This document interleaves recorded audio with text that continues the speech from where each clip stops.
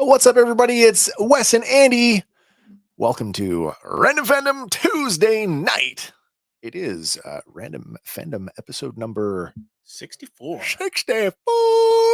for the week of Tuesday, June 11th, 2024. Hello, sir. How are you? Not too bad. How's your week been? It's been a bit hectic, but Mine I'm too. sure it'll calm down. Mine too. I feel like I'm still recovering. You need a vacation from your vacation? I'm recovering from the weekend, which it just threw everything out of sorts for me. Had a great time though. Niagara Falls Comic Con 2024 was just this past weekend in Niagara Falls, Ontario. Excellent. We're going to talk about that a little bit later on in the show. As always, Random Fandom, we are a 100% audience participation show. So if you've got a piece of random fandom that you want to talk about, or you have thoughts or comments on the stuff that we're talking about, hit us up in the live chat on whatever platform you're watching, including, if you are brave enough, the phone lines are open. You can use the WhatsApp link in the description of this video, and you can call us and be live on the show. Have I covered everything? I think so. I think so. What's the usual opening spiel? I think so. All right. What do we got this week? I guess we should probably start with... We've got our Random Fandom trivia. Oh, you mean... Random Fandom Trivia. That's how you do it. That thing. That's that how you do thing. it. I do. So, question for everyone who's watching as I shift this down to... oh, there we go. Present mode. Aha. There we go. Question. What color pill does Neo take in the Matrix?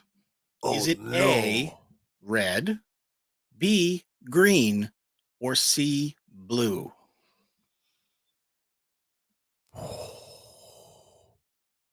The number of times I've seen this movie, and you think I would know this, just remember. It's just like a little minor detail. I know which one it's not. Of those three, I know. Morpheus only had two hands. Well, it was in the Matrix. He could have had. I guess he could have manifested a third one. Here's third. Here's your third option. Oh, we have an answer. We have an answer. It is my lovely wife Kim who says blue. I was leaning towards blue because I think the red pill. I've heard this. Have you heard this used in conversation? The having a red pill moment, where like as a excuse for like just ignorance. I have not. I heard that used today in another video, and I thought, oh, that's very clever. So yeah, I'm with Kim on this one. I say blue, but let's just where are we at here? Let me give let's put the sounder on. Let's give the 30-second timer, Jeopardy and music. we'll check back in. Well, it's not really Jeopardy music. Close enough. It's our budget. This is your time music. Here we go.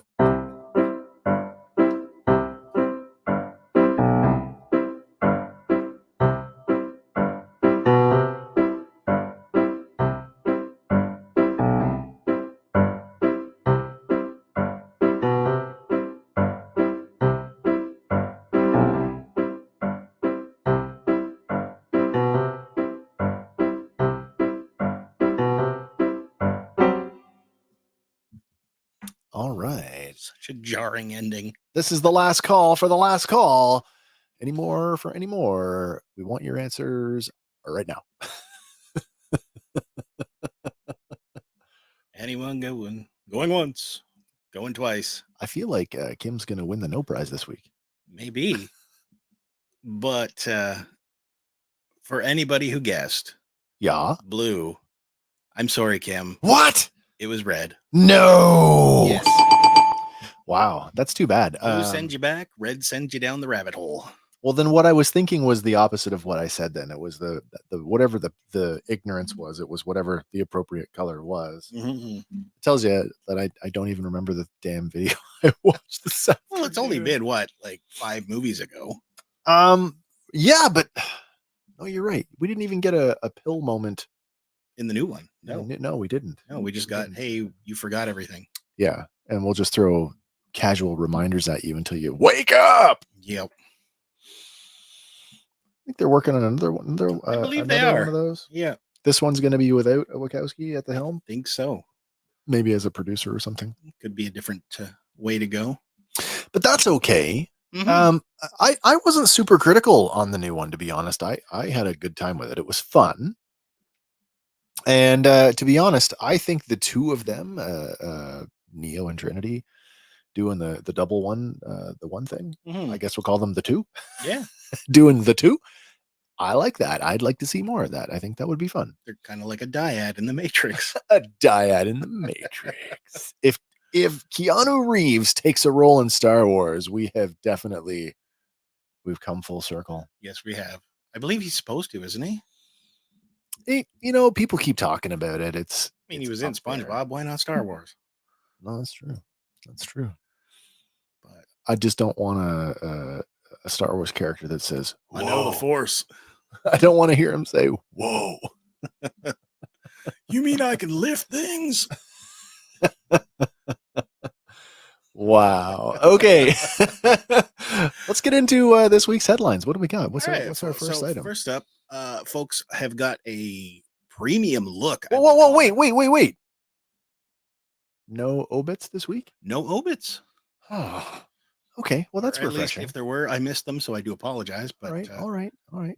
No kickoff with negative. All right, that's good. All right. Sorry, we got our first look at what? People have got their first look at Wolverine's official MCU mask. Oh, I saw this the other day. Oh, I didn't see all those little pictures though. Yeah, on Twitter, I guess there's a statue in Roppongi Hills in Japan. Okay. Of a life-size Logan and Deadpool, but he is sporting his full MCU costume, complete with mask. I like the mask. I wish there was a little more flare cheek to I'm okay with that. Yeah, ultimately it's fine. What's really caught my attention is what's going on with the claws. Claw line? What's going on with the indentations in the claws? That's new. Could be a backstory or a flashback waiting to happen. Have we seen that before? Has there been do we have a comic reference for that? I don't believe so. I don't think so either. I don't recall. In movie reference could be that maybe that's where they were cut during the Wolverine when Silver Samurai chopped him off and put him down to bone again. But that hasn't happened. Did that happen? I don't know if this is going to happen to this version of Wolverine. So that was my follow-up. This is an alternate. Yeah, it's supposed to be one where he's failed the whole universe, right? This is a variant Wolverine. So I mean, I'm okay. I'm okay with having those little differences. I think it looks cool. Yeah. So certainly don't have any issues with that. Overall, man, that's a cool looking statue. Mm-hmm. And there's a Deadpool there too. It'd be definitely a nice piece to take home after the fact. But can you imagine the price tag on that? Yeah, but if you're lucky, you get it for free. Just walk out with it out of the theater. Okay, he's coming home with me. Well, I got a Silver Surfer in my yard. In your yard? Well, he's in the shop. I was gonna say last time I saw it, it was upstairs in your studio. He's safely away from weather and elements. Yeah, where you'd want to keep him. Yeah. Doug Jones, by the way, that Silver Surfer, the physical body of Nora Red. Yeah. And going back to our trivia, we got Morpheus as the voice. The voice, yeah. Which will be a stark contrast to the new one where we're getting the lady Silver Surfer. Mm-hmm. That's going to be interesting. A different take for sure. I definitely like the look of this. It just looks cool. I'm having a hard time deciding if there's an actual fabric costume on top of this body or if this is just all molded bits.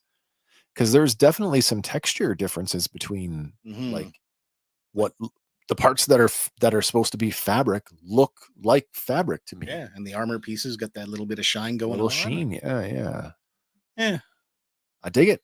So I don't know if this is like a one-of-a-kind statue or if it's going to be popping up like in a select amount of theaters or anything, but I bet if it should pop up, I'm guessing this is going to become like, your next hashtag selfie with Wolverine. I don't suspect that we'll see one of these, but if I were a betting person, I would say that the flagship Cineplex theater in Toronto at Dundas Square will get it.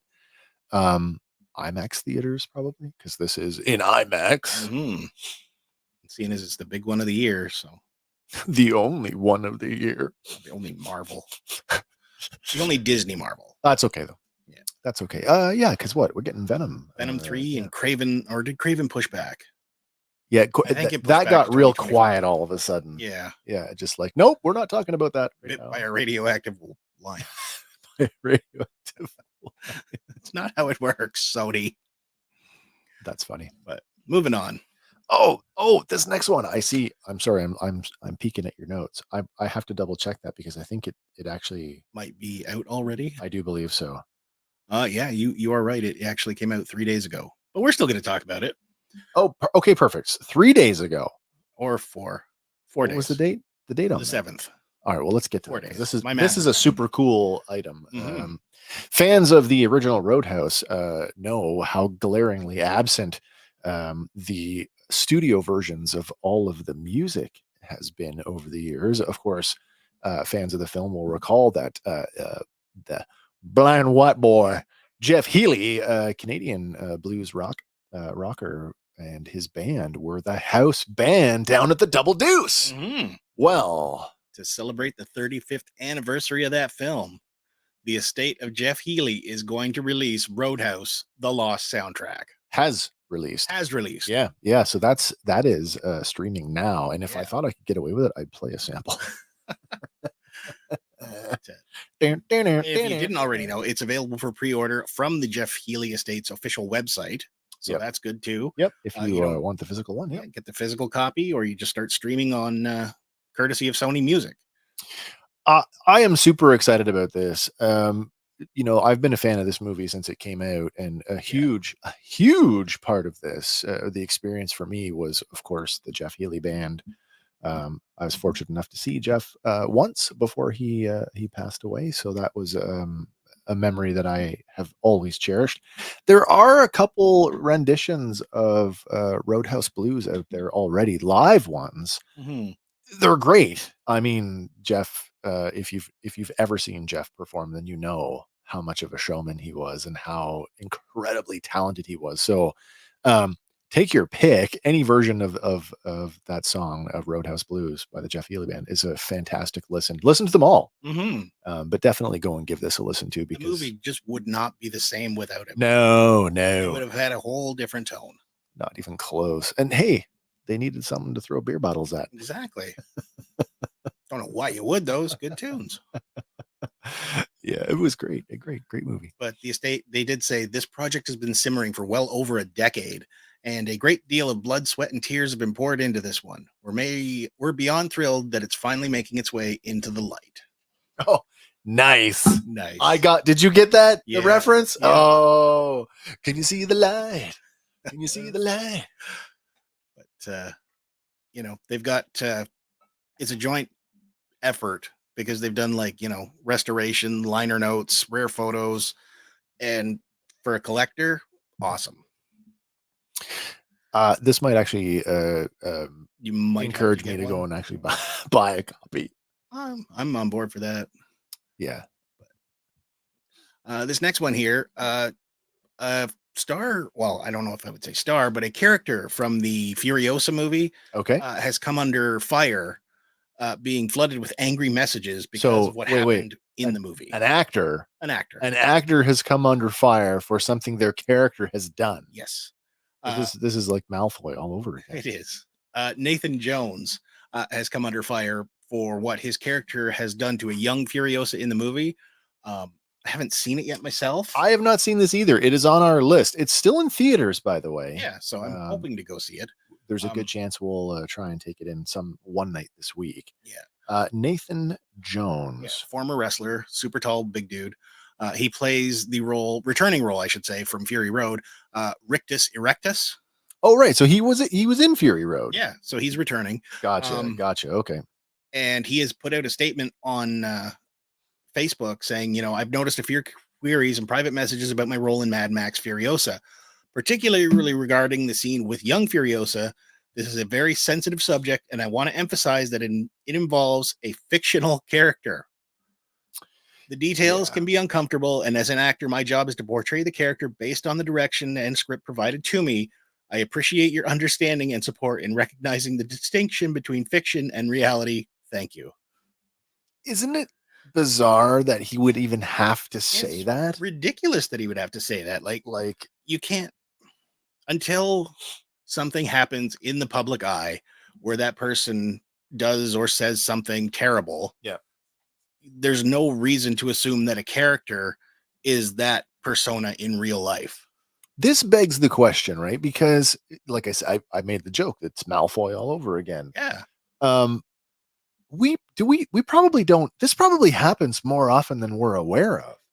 Probably. You know what I mean? Still There is a going on lot of today, heinous right? stuff in movies, right? Yeah.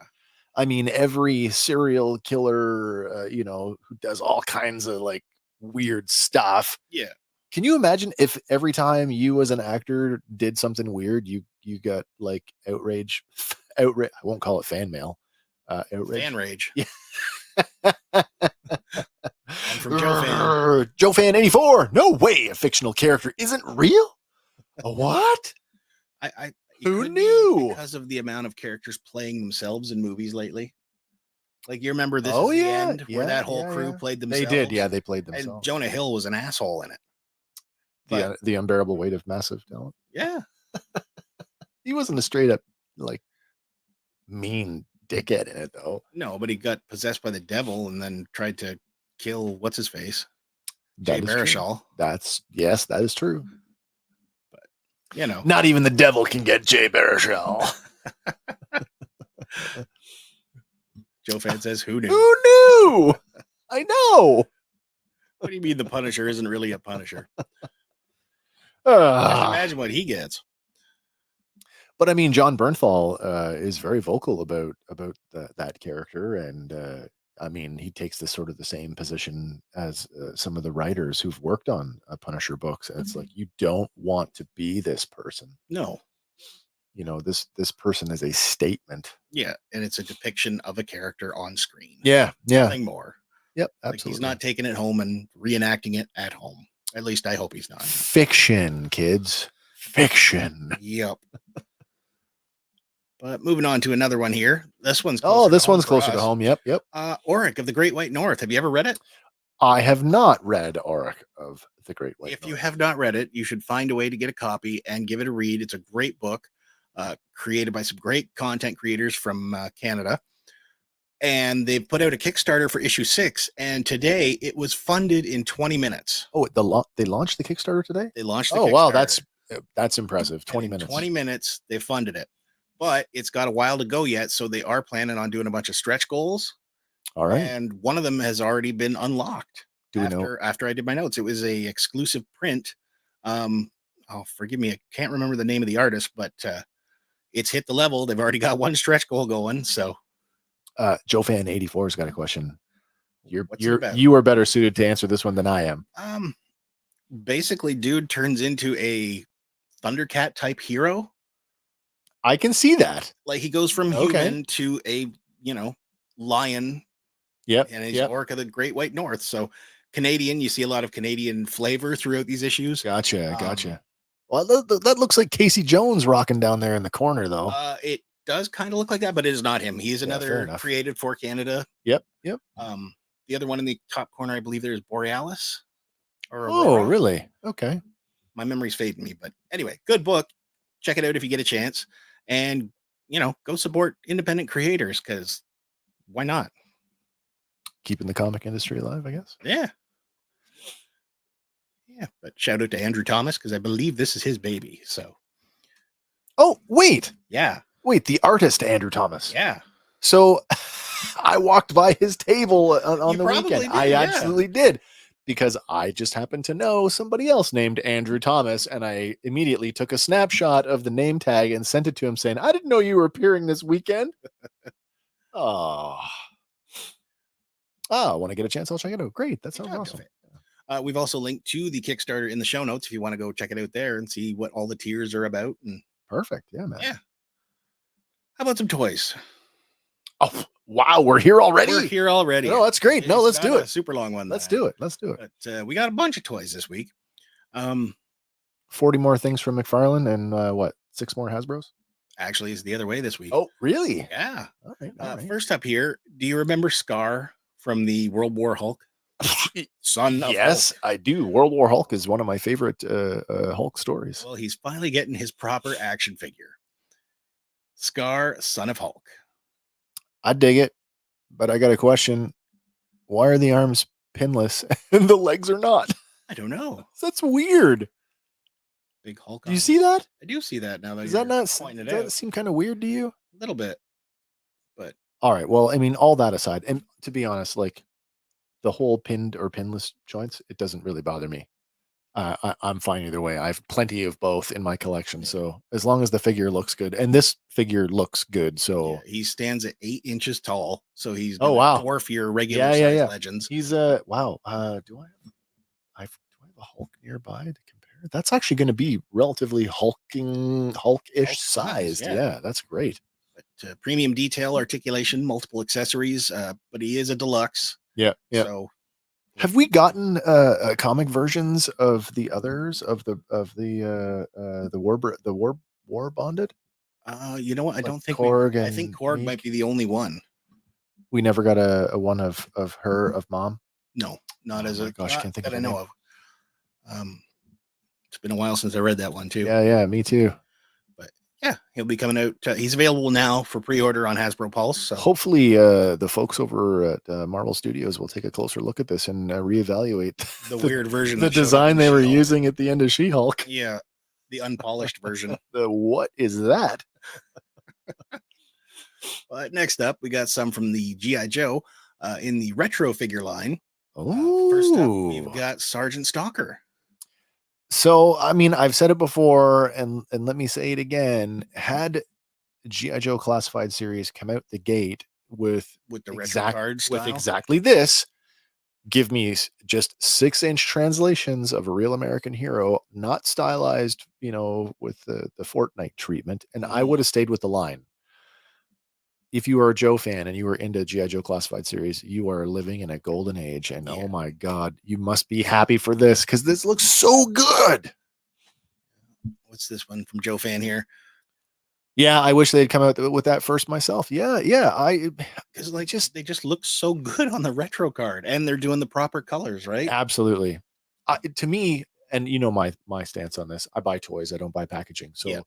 But these are the figures that I would have stuck with Classified Series if this had been like wave 1.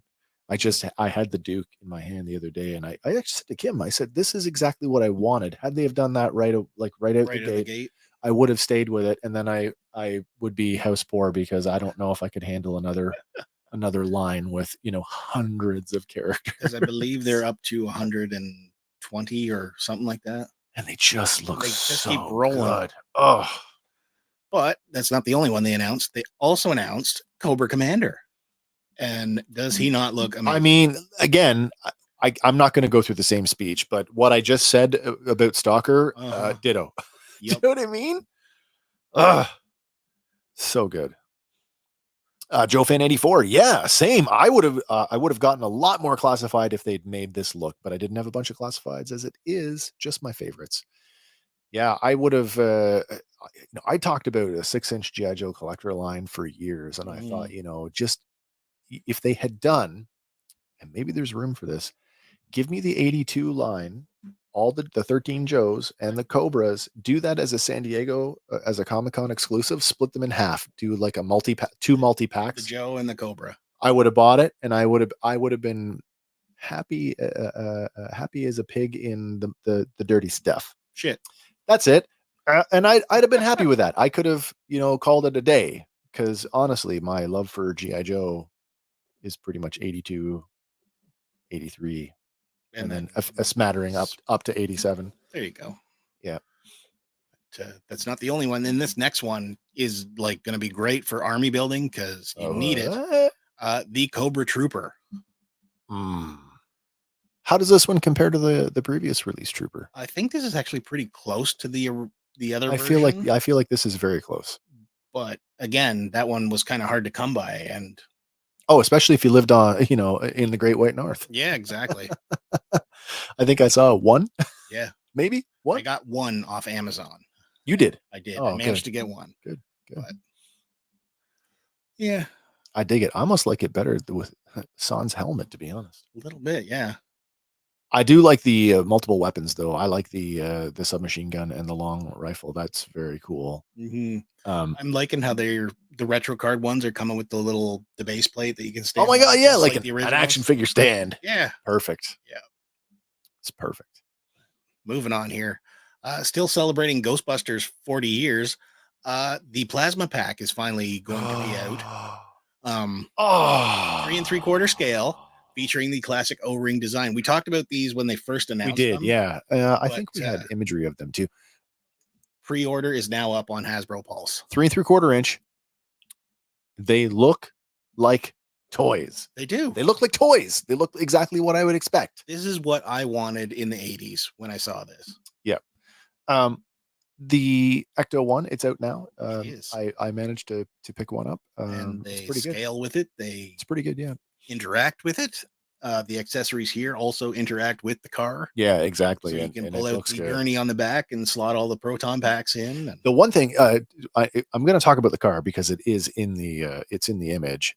If you buy this car, if you buy it, I tip my hat to Hasbro for this because it's the first time I've bought a Hasbro product that I would say is collector product, and I didn't feel like I was opening something for a child because when I opened the box, there are 0 instructions in the box. None.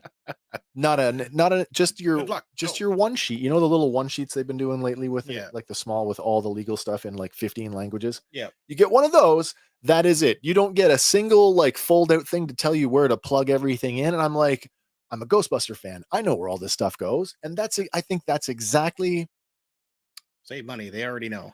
Yeah, saving money because they don't have to print it. But it's I just feel like you're sending the right message by doing that. Yeah, it's cool. A couple comments here coming from Joe Fan. Talking about the 90s Joes is what got me hooked, but I was 6. I was 6 in 90s, so I was the target demographic then. I like the bright colors then. Now I like the more realistic stuff. Yeah, that for me, I mean, man, what was I? I guess 82 when G.I. Joe launched. I would have been 8. 8 years old. 4? No, I don't know. 80. Yeah, I would have been 4. 4 or 5. So I mean, and I got a good smattering of the 82 line that year for Christmas. So I was immediately hooked with these guys are army guys because they were all plain Jane green. Yep. I got the retro line. I will probably pass on these. I also got I got the Mattel. I had the Mattel ones, and then did those go in the Purge? Maybe I don't remember. Dollarama. Well, there was that as well, but then we were my wife and I focused pretty heavily on the Diamond Select. On the Diamond Select ones, which the portraits I know are hit and miss, but that rooftop diorama to die for. It is so good. But great to see that the Ghostbusters are alive and well in 2024, rocking it like it's 1984. Exactly. But moving on here, and speaking of dioramas, HasLab has launched a new one for Star Wars. We are going to get the vintage collection Mos Eisley Cantina. So they've done portions of this before, like namely the bar in vintage collection before, or in 3 3/4. And it came sort of as like this, like you bought a figure and you got a section of the bar, and if you got enough of them, you could build the whole bar. But this has got like the entrance with the droid scanner and the tables alcoves and the chairs and like everything. This is a statement. This is. Do we know has this launched yet? It has launched. Is it up now? This is up now. I'm curious to know. You can order until July 8th, 2024 at 11:59 p.m. So it's running now. While we're looking at this, I'm going to look this up right now because I think this is a fun thing to do. HasLab Cantina. Let's see where it is right now at this exact second. Is it funded? It is not funded. Campaign ends in 27 days, 5 hours and 28 minutes. Of the 8,000 backers required, we have presently 4,362. So we are over halfway there. I have no doubt in my mind that this thing is going to get funded. I will be shocked if it does not. There's some interesting things to talk about here. Because have they got the stretch goals in here? I believe they might. Yeah. So here we go. I've got a description of them here. Yeah, well, you go. Well, just before we catch up there, Joe Fan says, awesome to see these again. Just the 80s show was the best time. And I believe that's for the Ghostbusters. And yeah, it was. And then one more, is that the downloadable 3D printer one that I already made? I'm hoping not, but because this one is clocking in. Well, I mean, the base offering for $3.99, and then there's a deluxe offering for $4.99. $4.99, yeah. So I suspect that everything that's on the image on the left, that's going to be your deluxe offering. I think that'll be your base one. You think that's the basic one? I think that's the basic one. What's the deluxe offering then? With all the population? Oh, well, no, those are stretch goals, are they not? I don't know. Oh, sorry. If the campaign is successfully back, the offerings will include the Vintage Collection Mos Eisley Cantina, a Star Wars Vintage Collection exclusive carded 3 3/4 inch Wur figure. That's the bartender. With 3 accessories. A vintage. Now this has me excited. That top left corner. That's Brea. Brea and Seni Tonica, the Tonica sisters, who have never had an action figure release in ever format. And it's a convoluted story about whether it's legal stuff or whether the characters are just not. Yeah. Short version is they've never been done before. These are like uber fan demanded characters. So like for that reason alone, I think this thing will go. Yeah, and so deluxe pack will include all of the above plus the Cantina expansion with extra wall, booths, and furniture. Okay. So yeah, I guess the everything picture is with the deluxe. With the deluxe, okay.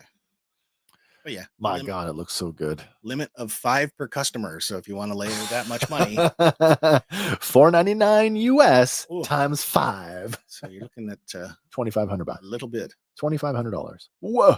Hey, but HasLab now ships to Canada. True. All right, Joe Fan. Glad that you were able to hang out for a bit tonight. I hope you have a good night. Oh, have a good time with your son. We'll see you soon. Have a good night. But like the amount of accessories that this comes with is just a vacuum waiting to happen. Right? I mean, and I know it's like with all the little glassware and everything. It just looks amazing. And of course, all of our IG-88 heads. Yeah, in the background. Yes. Proper detail. It's awesome. I love it. Yeah. Moving on here. If you missed them on the first round, good news. The Bad Batch figures are coming back. Well, 2 of them are. 2 of them are anyway. Hunter is coming back for a reissue, which I desperately need. I didn't think that Hunter was so scarce. I thought that of all of them, like there's really in my mind, there was only one that was a hard one to find. And it's the one that took me well over a year. I got to buy him in the after secondary market. And it wasn't Hunter. I pretty much got everybody first run. Yeah, because I've managed to find everybody except Hunter and this next one, Crosshair. And that's the one that to me was the hard one to find. But anyway, they're coming out again, so secondary chance, and hopefully it'll drive the aftermarket price down. Yeah. Well, I hope so. I mean, and the thing with these, I mentioned this before, but for anybody who's wondering, there is no improvements here. There is no change to the portrait. There's no straight up reissue. Yeah, 100% straight up reissue. And then some of these reissues, like it includes the original packaging. They're not even putting it in the updated packaging. No, like some of these reissues, we've seen some red and black boxes, like the little square boxes. Yeah, like this next one. If you missed out, you can get your Dr. Aphra. Oh, and there you go. So point taken. There it is. This is the first version, yes, without the trench coat. Yeah, because she's had 2 now. I believe so. I don't know enough about the character. I don't know if this is a character that I need. Well, on the heels of last week's 000 and. Well, I suppose, yeah. I mean, they do kind of go together, don't they? Yeah, they're kind of a team. So. Yeah, so if you're a Dr. Aphra fan and you didn't get the first release of her, well, you're in luck. Second coming again. Yep. Yep. But if you got a lot of money to blow and you got some space to display, this next one might be for you. Anybody who's watched our Obi-Wan Kenobi review series knows how much I love this design. This by far. This didn't even get a proper translation to animation or live action. This is my ultimate look for Obi-Wan Kenobi. In the Obi-Wan Kenobi Mythos premium format figure. They're calling him the Mythos figure, but this is straight up a redo of the Obi-Wan Kenobi Desert Nomad. Yeah. And it comes with both portraits, one for an Alec Guinness and one for the Ewan McGregor. What's interesting about this is they've gone the other way now, because when they did Desert Nomad, which is just the 6 scale version, both portraits had red hair, so they were a little more like the younger, like it was definitely Alec Guinness, but it was Alec Guinness with red hair to make him look more like Ewan and to make Ewan look more like Alec Guinness. Now they've gone the other way and they've aged Ewan up and made him look a little bit more like Ben. I think it's great. Now, is this an actual figure? Because that's soft goods. This is a premium format figure, so it is posed. It is not posable. It is not posable. Okay, so it is a statue. It is a statue. It is a fine statue.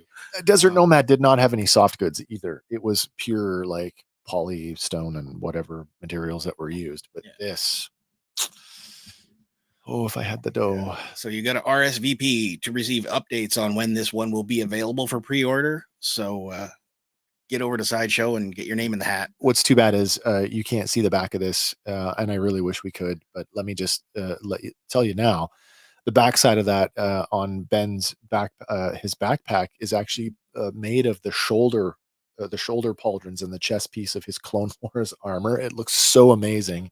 He's carrying a Tusken cycler rifle on there, and then he's got Anakin's lightsaber slung on the back. It's so cool. Yeah, if I had a few, extra 100, a few extra shekels, this would live at my house. Angelics. So if anybody is looking to, send the show a gift. But moving on to something a bit more affordable with the McFarlane, from Teen Titans, we get Connor Kent. Oh, that's all right. Yeah. So 7-inch scale, pre-orders on June 14th. I don't know if I like the angry portrait. Well, good thing there's 2 head portraits. So I'm guessing an angry and a not angry. It also comes with 2 extra hands, flight stand, and collectible art card, and an environmental base. Environmental. So just a little. What do you think it's going to be? I'm guessing maybe like a little whoosh where he's flying away from. Oh, okay. But I was thinking like a piece of sidewalk or something, right? Maybe. Who knows? But this looks pretty good. Yeah. It's definitely Connor Kent. Like, there's no question to that. For sure. You need to round out your Titans, you're going to need him. So then, still sticking with McFarlane, we've had, we're almost going backwards now, because we had The Dark Knight, The Dark Knight Rises, we've had Batman and Robin. Yeah. Now we're getting the wave Batman Forever. I knew this was going to happen, and I did not pull the trigger on the Batman 5-pack, which was all of the movie Batmen. And I really thought about it. I when the Clooney wave came out, the oh my god, yeah, it was Batman, Batwoman, Robin, and Poison Ivy with a Mr. Freeze to do Mr. Freeze. I've still the Batgirl. I've seen her. She's still out there floating around. The Clooney Batman, I've not seen in a long time, and I regret not getting him. But with the Val Kilmer one, I might just have to get this one. Get it with his bat nipples. What do you think? Is that the nipple suit? I think that's where they. No, nipple suit really emphasized it in the Clooney one, but yeah, that's right. What do you think of Chris O'Donnell's look here? Does this look a little bit more like the color? Like, I don't remember the suit being that bold. No, I don't remember it being like a singlet over top of a unitard though either. Yeah. I actually like the Chris O'Donnell's portrayal of Robin. It wasn't too bad. I didn't have any problems with it, but it's weird. I just find it kind of weird that this wave's Build-A-Figure is the Nightmare Bat. So the creature was seen for what, like half a second in his nightmare? So it'll be mostly life size. Should be, yeah. You can hang it from your ceiling. Yeah. And you know what? Because it's McFarlane and because it's me, I just have to throw this out. We're batting about 50% here because I think Chris O'Donnell actually looks pretty good. as does Val Kilmer. But then I look at Tommy Lee Jones and Jim Carrey and I go, who the portrait fuck on are those guys? The Riddler is just terrible. Who are those guys? That just looks so weird and janky. Yeah. But the other two, maybe it's because they're obscured, like It with the mask, and then it's just, you know, lips and chin. Yeah, but the mask is usually a helpful thing for these. Not in the Riddler's case. No. But one more from McFarlane. Sergeant Rock. Whoever thought we would see one of those? That caught me. Wait, did I miss one? Did you miss the Sergeant Rock? Oh, I guess maybe you did. I did miss Sergeant Rock. Well, that's okay. Let's see. Let's see if we can get one here. I can do this. Can we do? I can add an overlay. Oh, you've got one. I should.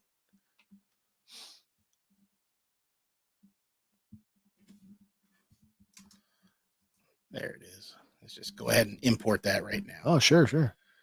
Sorry, folks. I've got a. There we go, Sergeant. Oh, there you go. I don't even have to pull it up now. Perfect. I didn't see this one coming. No, I didn't think there was that big of a demand for Sergeant Rock in this day and age, but surprisingly, apparently there is. I mean, I don't recall him ever getting due process back in the day either.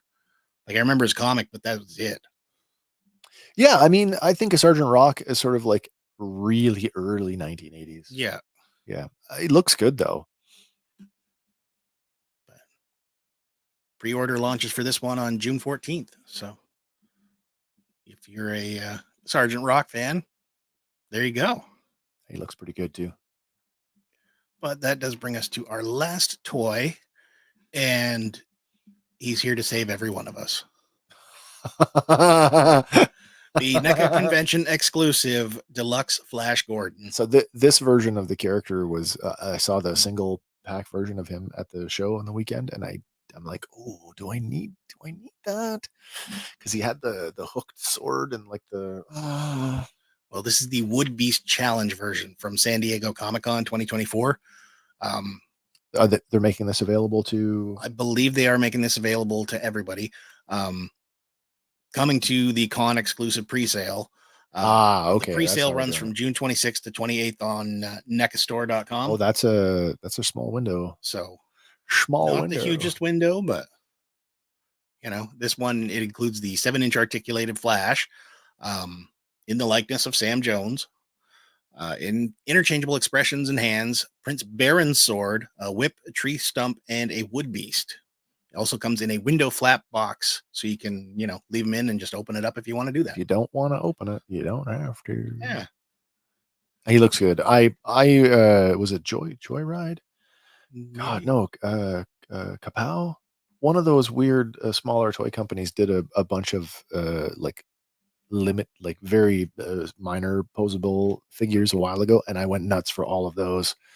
I don't know if I need to replace them, but man, I love the Flash Gordon movie probably more than I have a right to. Ostensibly, it's not. I mean, it's pure camp. There's no other way to say that. It is so entertaining, though. Nice. I just love it. But that does bring us to our next segment. Where are we at now, man? Oh, I guess I probably. It's time to load the beast. Is it time to fire up the machine? Well, let's fire up the machine. Loading lexicon. Generating responses.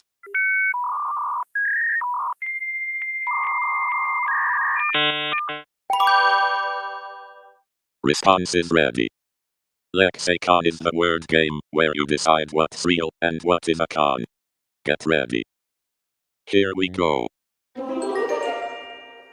All right. Once again, it is time for Lexicon, the word game where we provide you with one crazy sounding word that also just happens to be 100% real. We're going to give you 3 definitions, and the goal is for you to pick the right one. And if we've done our job, we will have fooled you and pulled off the con. This week's lexicon is courtesy of Andy. Actually, it's courtesy of K-Daw. Fan of the show, K-Daw has got. Okay, what do we got? Our word this week is impignorate. Impignorate.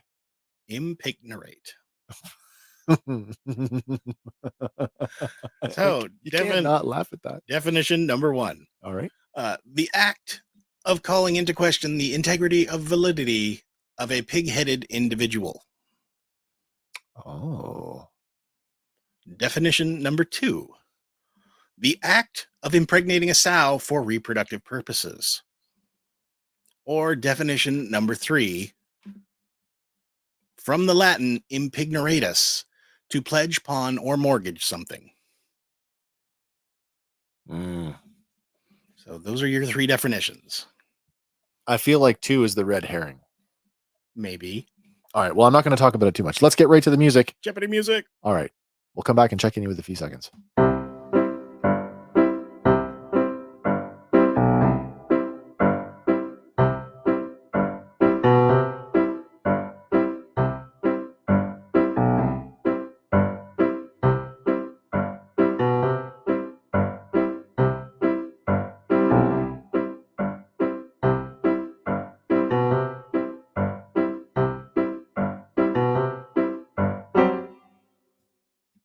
It just ends so abruptly. It does. It cuts off. It's kind of harsh. Yeah. Yeah, as I was saying before the break there, I feel like 2 is the red herring here. I don't think it's 2. But I'm not wordy enough to know I don't know the origin or what. I don't recognize any of the components. I don't recognize any of the syllables. Well, you recognize pig. I do. Pig no rate. Impignorate. This sounds too formal. This just sounds like it's smarter than I am. So I'm gonna go with the Latin one because I don't know. I don't know. I'm kind of 50-50, 3 and 1, but we'll make it 51% for number 3, 49% number 1. All Final right. answer. Final answer. Locking it in. Any more before we get to the answer this week? I don't know. I don't think anybody wants to gamble on it. I will literally have a cow if it's 2. No, you'd be having a pig. I'll have a pig if it's number 2. Reproductive purposes for number 2. Kay says, I know. Shh. All right. So for everybody who picked number 1 or 2, sorry. What? It was number 3. Oh, it's 3. Oh, that was a lucky guess if there ever was one. I don't Pledge, know. pawn, or mortgage something. To pledge, pawn, or mortgage something. So we're going to impignate the house. Ooh. Is that the correct use of the word? I believe so, because if you're going to mortgage it. I need to take out an impignoration on the house. I don't know. That just sounds weird. Going to go talk to the bank man to impignate the house. Mr. Money Man. Yeah, that's the one.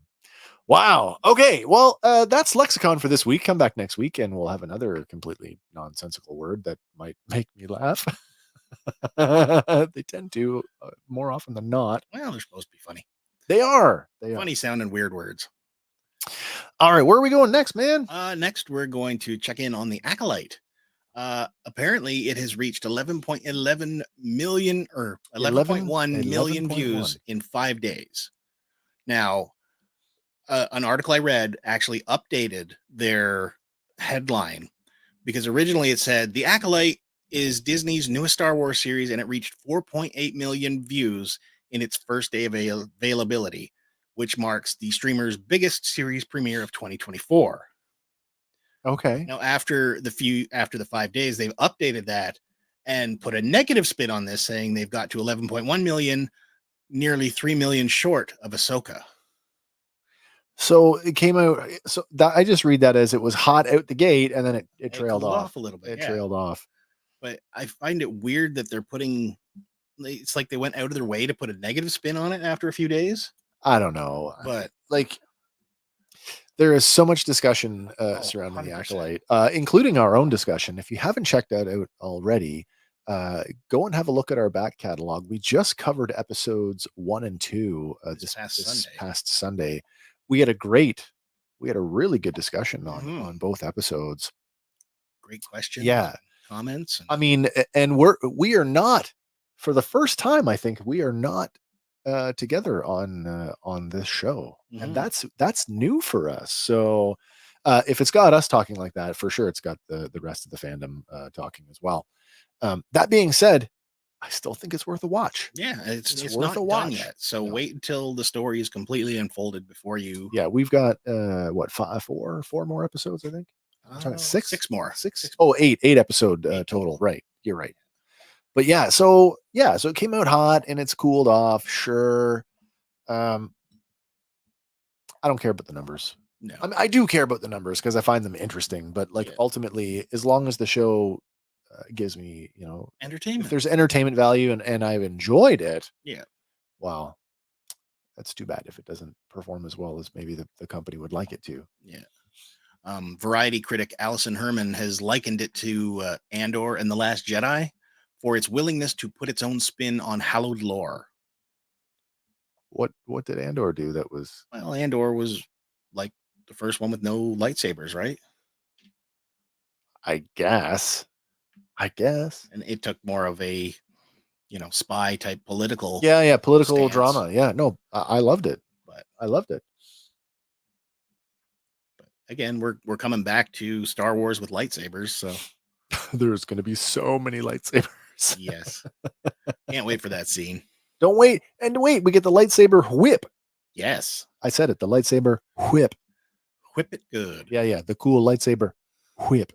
Yeah. Yeah. And I know that's going to divide people. Like, oh, it won't be able to do that. I know people, but again, it Space is wizards and laser swords. space wizards and laser swords. That's what it is. Also, the lightsaber whip is goes back to the 1970s Marvel comics. So you deal with it. Or if you want more recent, go to Visions, because they do oh my god, crazy stuff in that. The lightsaber umbrella Or the lightsaber helicopter, and the same device. yeah, such a cool idea. It was a cool idea. Moving on here, this Thursday we get season 4 of The Boys. Boy. I'm looking forward to this. I know they said they're going to alternate. So The Boys' final season. Wait a minute. The Boys' final season has been confirmed by Auric. So what does that mean? That means we get season 4 this Thursday starting. Yeah. And after that, season 5 is going to be it. Season 5 will be the final season. Apparently, it was always his plan. Have they run out of comics to adapt? I don't think so. But he's saying, it was always his plan. He just had to be cagey till he got the final okay from Vought. Oh. And he's thrilled to bring the story to a gory, epic, moist climax. It wasn't that long ago that they were saying that they were going to alternate a season of The Boys, a season of Gen V. Yeah. I wonder if that's still the case. It probably is, which means we'll still get like 3 more seasons worth of content at least. Yeah. So 2 seasons of The Boys and at least 1 more of Gen V. Yeah. Makes me wonder if Gen V's got enough to stand on its own after The Boys wraps up. I think so. It was good. I liked it. I've been with The Boys from season 1, and it's been a very interesting ride. Like they do have to pivot for the one character, but yeah, and that we'll see how that works out in the writing. But nothing they could have done there. So no, absolutely not.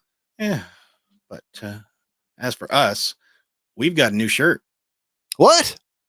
New shirt alert! Oh my gosh. Fans in Aurora, Illinois. This one's for you. Wait a minute. Oh, I'm not fast enough on the. That was way too loud. I should not have done that. I should not have done that. New shirt alert. Why did I do that? I don't know. Oh, I regret doing that. Sorry.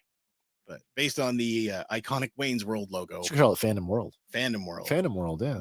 It looks great. Yeah, available now on tpublic.com. On the link on merch shop. It's in the description. So check that out if you're. It's on the screen right now. Yeah, needing some fandom merch that evokes some of your favorite fandoms. Yeah, absolutely. But, you had a good weekend. I did. So that brings us to this next one here. Okay, so let's Wes's Tales from. I don't know if I have a whole lot of tales. I do. Let me. Wow, it's got 3 days worth of tales. I do. I guess I can go through it that way. If you were not aware, I made it home early on Sunday night, which I didn't expect to. For a shocking return for the first episode of the act. Yeah. So I just, while I was away at Comic Con, I pledged to update everybody as on my adventures, and that did not necessarily work out the way that I wanted it to.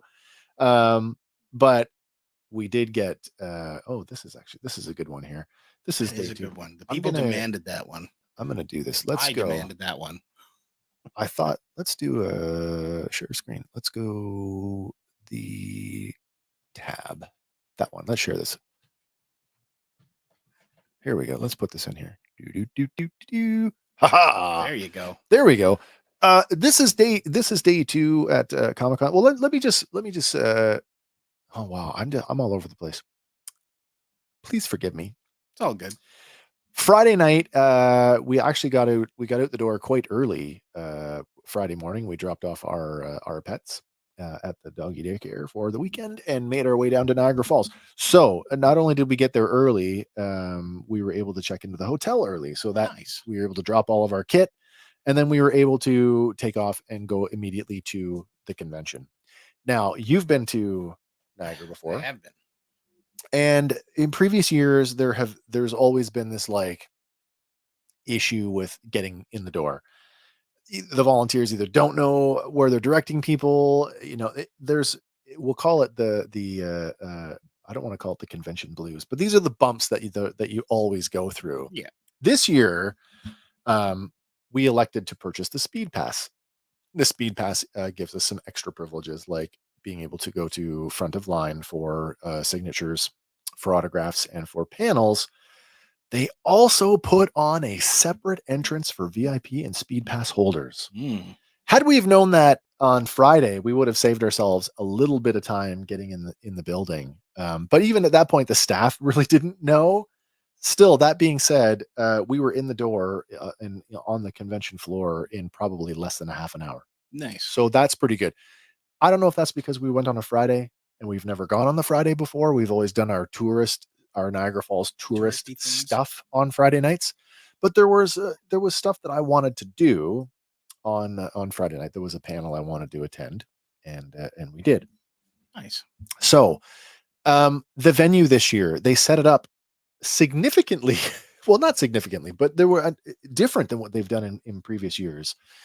If you go to our this image here, you can see in this image. This is what year is this, Andy? This is the 2019. Okay, so 2019. Along the back, so on the top of the photo, along the back, this is kind of where the celebrities all hung out. This was like your celebrity row or celebrity aisle, I guess. Yeah, and it kind of hugged around the back corner there. Yeah, the other wall, which makes for an interesting flow of traffic on that back wall, because you've got all your lineups that are now akimbo, a logo all over the place, and it's really, really difficult to move. That being said, having the celebrities on the show floor means even if you didn't want to spend the bucks on an autograph, you could still kind of mosey past the table and you could kind of go, oh, there's so and so, oh, there's so, and you could see them. Mm-hmm. This year they took a different approach, and what they did was they put all of the celebrities in the ballroom, which the ballroom has typically been reserved for panels. Yeah. So celebrities are all in the ballroom and the panels are all in the theater. What's cool about that is they did have direct access to those rooms from the show floor. So you didn't have to leave the show floor, walk around the building and come back in. You could just walk across the hallway and you were there. That's cool. I really like that because it really, really improved the flow of traffic on the show floor, which, I mean, they've been doing this long enough now. I'm surprised it took them this long to figure it out. Overall, the show was good. The floor was good. I go for a few things. I go for autographs, panels, and toys. So in terms of like toys, really, really underserved this year on some items. Like there was almost no representation with Transformers, vintage or modern. I think there was one dealer that really had anything worth speaking of. So he cornered the market. I was talking to Kim about this, and we were talking about what percentage of toy vendors did we think were Funko Pops, and even in this picture, that one side, look at boxes and boxes of them. Well, that's Fly By Night, is it not? That is Fly By Night, yeah, Oshawa. Oshawa. But he doesn't just specialize in Funkos. He's also got the other stuff as well, video games, and he brought almost exclusively Funko Pops. fair enough. I would say that Niagara Falls Comic Con this year, in terms of toy sales, toy vendors, was pretty close to 50% Funko Pops. If you're a Funko fan, that's great. If you're not, that's not. But in all kinds of variety. One thing this year that I'd never seen or had not seen in previous years, and if it was there, I missed it, was a tattoo company. In a tattoo company, the Collingwood Tattoo Company. They brought 5 artists, and they were tattooing on the show floor all weekend. I thought that was very cool. Get your con tattoos. Well, that's just it, right? They all had portfolios there. They all had like little flash art that you could just buy and get it done. But then they were also taking like commissions. So if you had an idea, they were happy to draw it up for you and do that. So they weren't just doing like little 5-minute like in and outs, which surprised me because I thought you'd get more people through if you just did it that way. But no, they were willing to do anything. One thing I noticed this year, there was an abundance of board game and games representation, which I don't remember in previous years. And all the usual stuff, as you can see here, the 501st Legion, which I spent an insane amount of time hovering around their stuff so that I could take these pictures.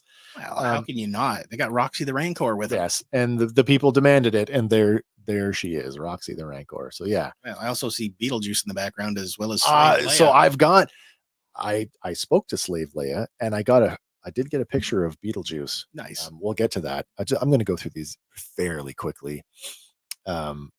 That is a heck of a Rancor, though. It is. And this was such a fun. Oh, and there's the basilisk from Harry Potter. Nice. Which was in the same corner. And then I couldn't help it. I had to get this. I don't know who did this. I think this is a new addition in recent years. Because this is the Toronto Garrison, I think, that comes down here. So. Yeah, and they're at all the shows. Haven't seen this Grogu before. I believe that is the sideshow Grogu there. Could be. But I got a couple of pictures. I just love the pram. Oh my gosh. It almost reminds me, when I'm looking at it now, like the general shape of it. I'm like, did they make that out of a toilet?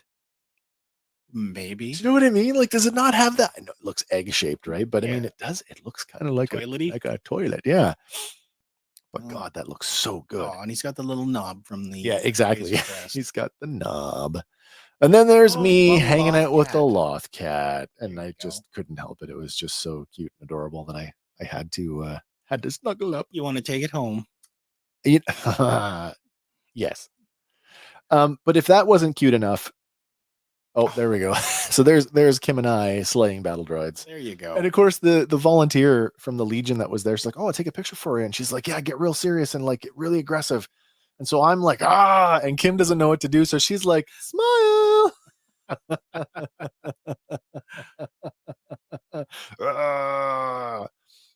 Nice. Yeah. Let's get on it. There we go. I could not help myself. This is my new banner photo on Facebook. But I saw it there and I said to Kim, "I'm totally doing a Slave Leia."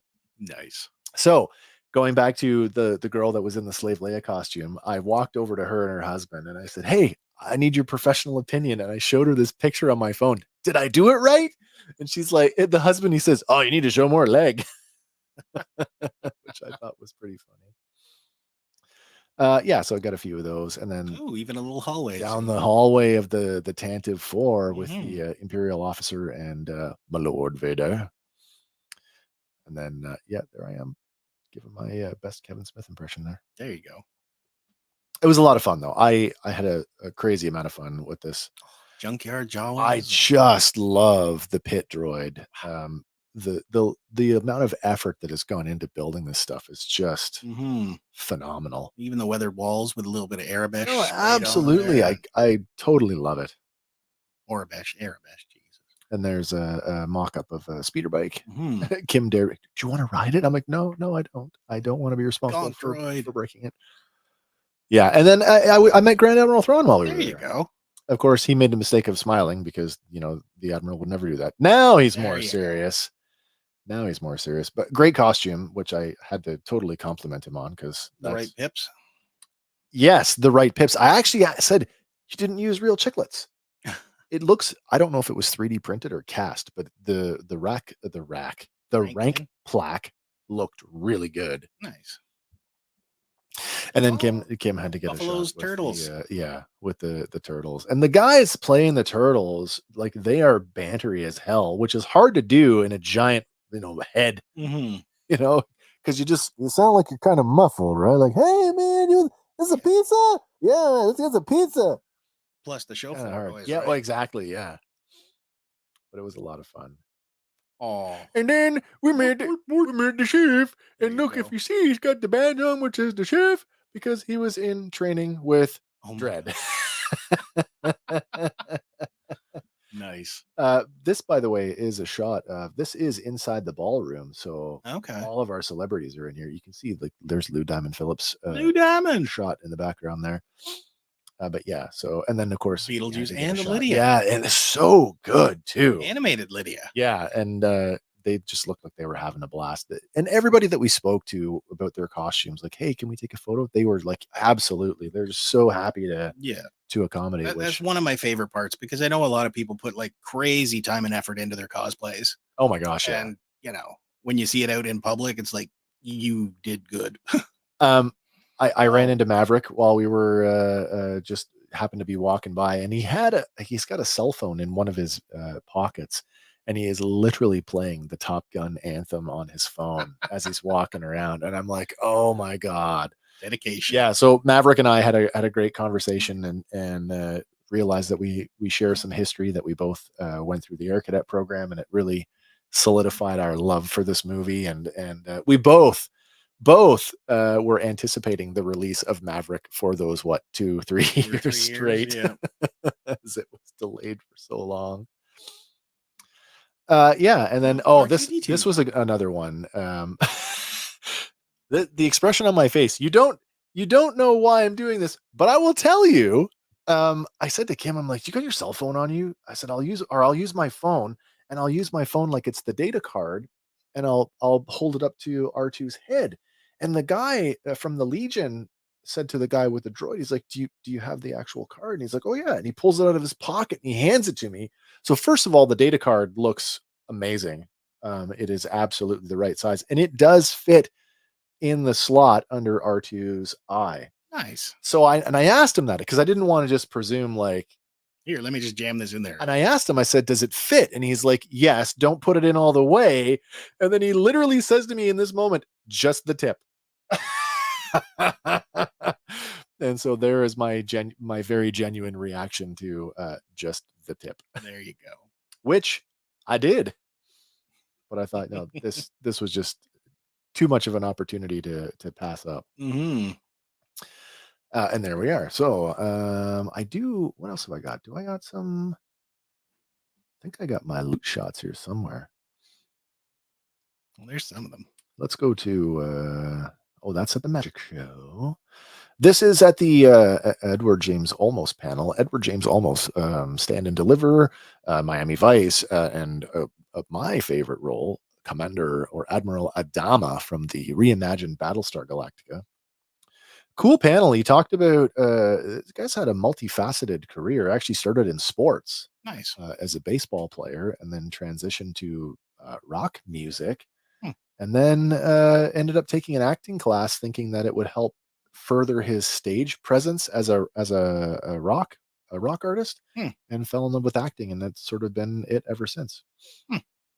But yeah, he's got some very, very strong opinions on artificial intelligence, and believes that it is the devil, the next crisis, and is eager to tell you about it.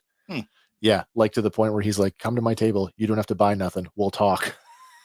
I'm like, "Oh, I might just take him up on that." Mm-hmm. I didn't, but I did consider it. And then this is our Lou Diamond Phillips panel. Nice. Lou Diamond Phillips going over some of his classic roles. Guy looks amazing, by the way, for someone who's in their 60s. Mm-hmm. And super, super personable, and just really gracious with his time, and just being really super genuine with the fans, and because you get all like you get some weird questions and stuff. Yeah. But like he didn't bat an eye, and he just answered everything honestly and genuinely. Also, he got 100% on Name Your Roles. Ooh. Tanner, I don't know if you remember Tanner from Cineplex guy, Cineplex Odeon. Vaguely, yes. Yeah, Tanner Zipshin. Mm-hmm. So he's like, I'm gonna read some of your work, and you're gonna tell me the character that you played in that production, and he like nailed it 100%. Nice. So I thought that was very cool. Oh, there we go. Here's our day one loot. We bought these cool little kids books for my granddaughter. But what's really cool is they're written by sisters. One is aged 6, the other is aged 8. And between the two of them, they're published something like 30 some times. Wow. And they had like tons of stuff there, and amazing sales pitch too from this like little 6-year-old, trying to sell her books, and we couldn't say no to that.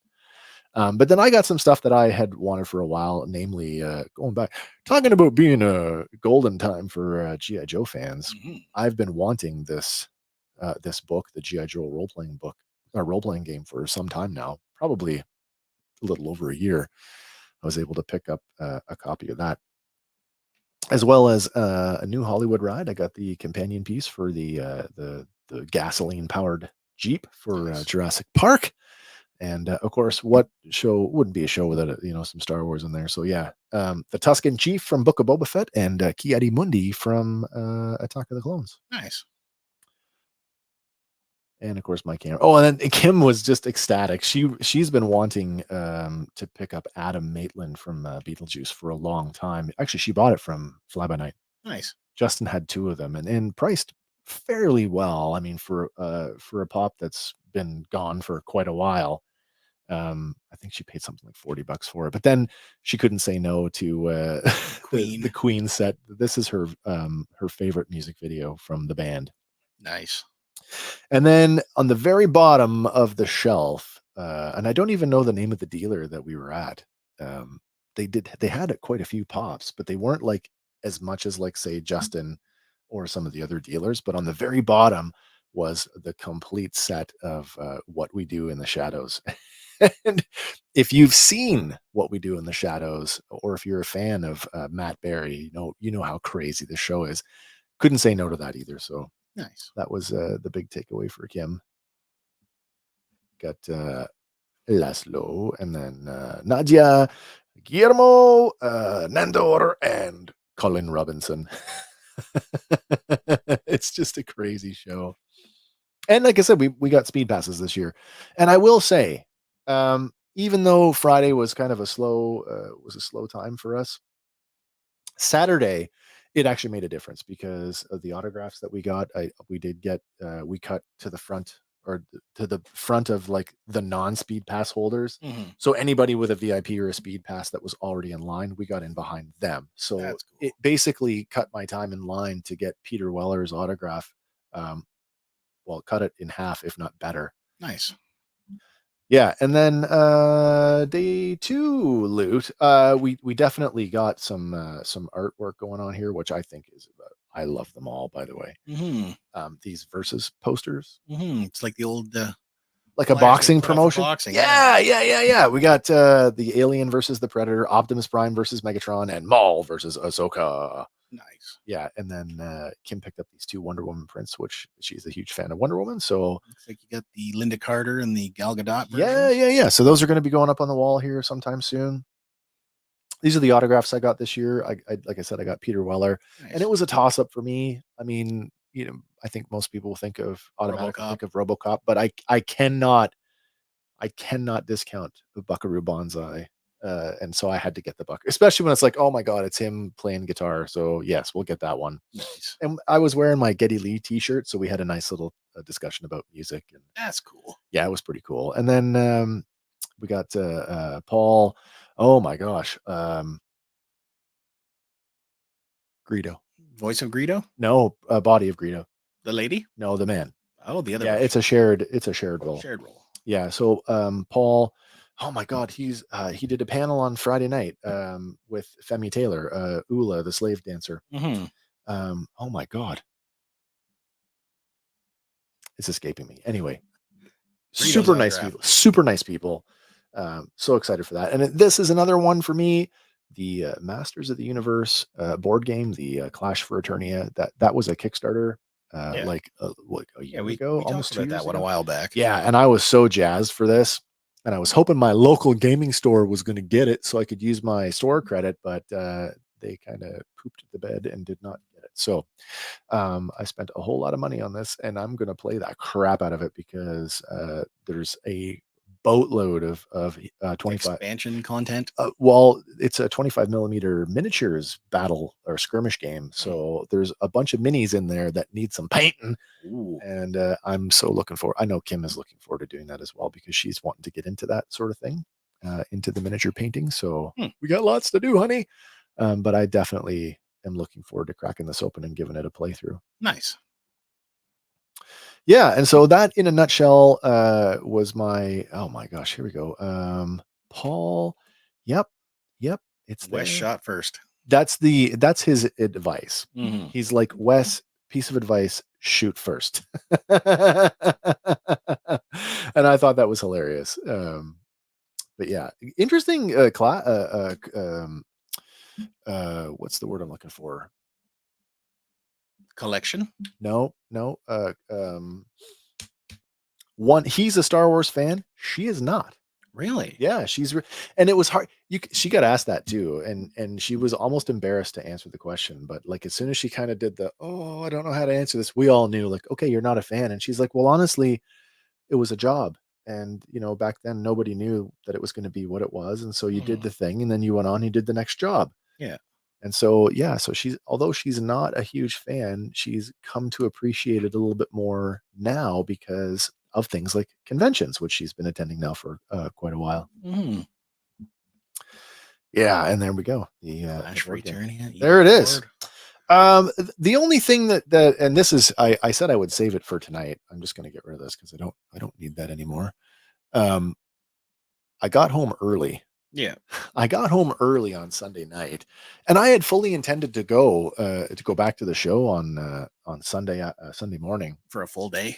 I was going to spend the whole day because Leah Thompson and Robert Patrick's panels were on Sunday, but it was an expensive weekend. I'm not going to lie. Like between the hotel, it adds up. Sure, travel, hotel, meals.